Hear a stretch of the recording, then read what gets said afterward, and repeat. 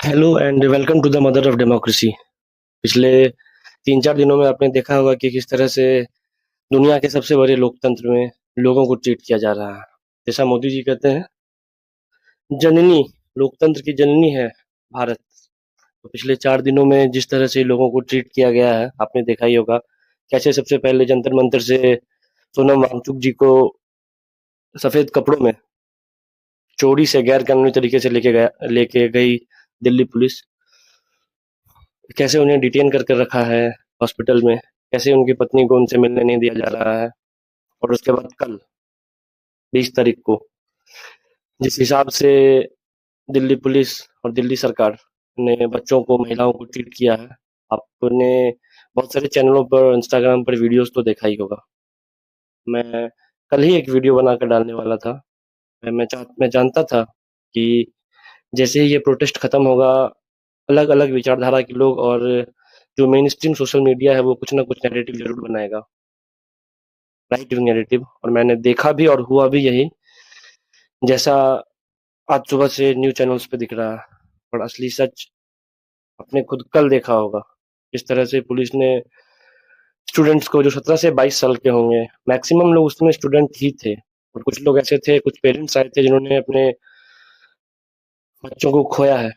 उनके बच्चों ने सुसाइड कर लिया था, उनके पेरेंट्स भी आए थे। अलग अलग राज्यों से लोग आए थे, वो सब लोग दिल्ली के तो थे नहीं। कुछ पॉलिटिकल पार्टीज के भी लोग थे, पर इस पूरे प्रोटेस्ट में कहीं भी किसी भी पॉलिटिकल पार्टी का डायरेक्ट इन्वॉल्वमेंट पॉलिटिकली नहीं दिखा। हाँ, ये बात जरूर थी कि सरकार से सवाल कर रहे थे, और सरकार से सवाल ही करना था। कल जो हुआ है दिल्ली में, जो वहां पर प्रोटेस्ट में हुआ, जो लोगों को जिस तरह से पीटा गया, ये नौबत ही नहीं आती अगर पिछले 19-20 दिन से जो वहां पे लोग बैठे हुए थे वो बात करने के लिए ही बैठे थे। सरकार ने उनकी बात सुनी नहीं। और तो देखिए कि किस तरह से पुलिस लोगों पे, बच्चों पे लाठीचार्ज कर रही है। कुछ लोगों के सर फटे हैं, बहुत सारे लोगों के हाथ पैर टूटे हैं। और लगातार आंसू गैस से भीड़ हटाने के लिए, जिस तरह से भीड़ को हटाने के लिए दिल्ली पुलिस ने जिस तरह से बल का प्रयोग किया है, जैसा जिस हिसाब से लाठी चली है, जैसे गाय भैंस बकरी को मारा जाता है, उस हिसाब से बच्चों को मारा गया है। दुनिया के सबसे बड़े लोकतंत्र में लोग यही डिजर्व करते हैं, विद्यार्थी यही डिजर्व करते हैं कि आप जाके अपने हक की बात करो, सरकार से अकाउंटेबिलिटी मांगो, सरकार को जिम्मेदारी लेने के लिए कहो। और किस बात की जिम्मेदारी भैया? तुम एग्जाम नहीं करा पा रहे हो। सिर्फ नीट की बात ही नहीं है। मैंने सुना मंत्री जी को, एमओएस हैं पार्लियामेंट्री अफेयर्स के, अरुण राम मेघवाल जी, उन्होंने क्या कहा कल कि सिर्फ नीट रिपोर्ट की तो बात है, नीट एग्जाम की बात है, नीट का पेपर लीक हुआ था तो री एग्जाम तो हो गया, कार्रवाई भी हो गई। सिर्फ नीट एग्जाम की बात ही नहीं है, पूरे एजुकेशन सिस्टम की बात है। पिछले 10 सालों में जो 87-89 पेपर लीक हुए हैं, उसकी जवाबदेही कौन लेगा? हर दूसरे दिन जब एग्जाम का सिलसिला फिर से स्टार्ट होगा तो आप देखेंगे रेलवे के एग्जाम, एसएससी के exam, local exam, state wise exam. मैं खुद कुछ एग्जाम दिए हैं जो एग्जाम कैंसिल हो गए, बीपीएससी एईडीओ का एग्जाम, लंबी लिस्ट है। तो सिर्फ नीट की बात तो है नहीं, पहली बात। दूसरी बात, आपने क्या अकाउंटेबिलिटी ली है अभी तक? आज तक, आज 21 तारीख शाम में मैं यूट्यूब वीडियो बना रहा हूँ, अभी तक सरकार की तरफ से क्या बयान आया है? कंगना जी कल कह रही हैं कि सवाल करें लोग, बातचीत करें। तो पिछले जो 20 दिनों से वहां पे लोग बैठे हुए थे, वो बात करने के लिए ही बैठे हुए थे। बात तो की नहीं आप लोगों ने, उल्टा लोगों को बुरी तरह मारा है। और एक अच्छे कह कर गई हैं कंगना जी कि आपने जिन लोगों को चुनकर भेजा है वो ही डिसाइड करेंगे कि कैसे उन्हें राज करना है। तो हमने चुनकर भेजा है तो हमें उन्हें हटा भी सकते हैं। चुनकर इसलिए तो नहीं भेजा था कि आप इस तरह से लोगों को ट्रीट करें। पिछले 10 साल में इस तरह से लोगों के साथ बर्ताव कर रही है सरकार, जैसे कि अंग्रेजों का शासन है। किसान मार खाए, विद्यार्थी आए दिन मार खा रहे हैं। ये पहली बार नहीं है, पटना में भी हुआ था इससे पहले, दिल्ली में भी हुआ था इससे पहले।